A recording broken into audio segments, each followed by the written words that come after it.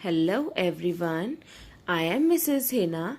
I am here again to talk to you about a story that is Never Be Careless. Now, what do you mean by careless? Careless कौन होते हैं? जो बिल्कुल भी अपनी चीजों की परवाह नहीं करते, जिनकी चीजें यहाँ वहाँ मेस पड़ी रहती हैं, उनको हम क्या कहते हैं? Careless.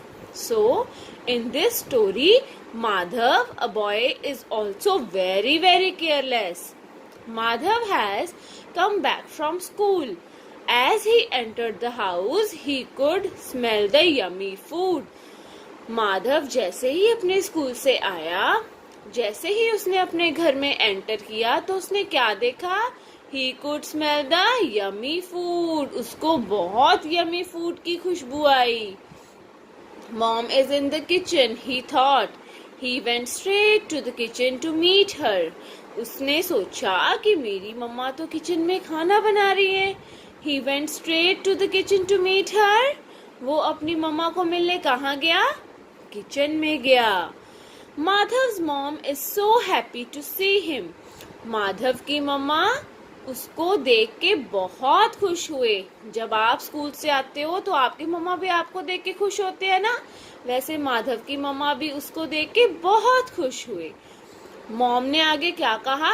Welcome back son, please keep your shoes in the shoe rack. Mom ने कहा कि वेलकम बैक, आप अपने शूज जो है वो कहाँ पे रखो? शू रैक में. But he went to his room and threw his bag in the air. But Madhav boy, जो boy था Madhav, he is so careless. So उसने क्या किया? He went to his room, वो अपने रूम में गया and threw his bag in the air. उसने अपना बैग ऐसे हवा में उड़ा दिया. क्या आप ऐसे करते हो? No, हमें ऐसे नहीं करना चाहिए. We shouldn't do this. Why we shouldn't do this? Because we are not careless. To see how far can we kick his shoes, Madhav gives it a try. जैसे ही उसने बस ये देखना था कि जब मैं अपने शूज को किक करूंगा तो वो कितनी दूर तक जाएंगे. So he gives it a try. Madhav spills the water all over the room like a sprinkler. और माधव ने क्या किया? अपने पूरे रूम में वाटर स्प्रिंकल कर दिया. He thought he would row his paper boat in these puddles. He thought कि जो उसने पेपर बोट बनाया है वो क्या कर सकता है? उस पेपर बोट से उसमें रो कर सकता है. But oh no, Madhav slips on the water and gets hurt. लेकिन क्या हुआ?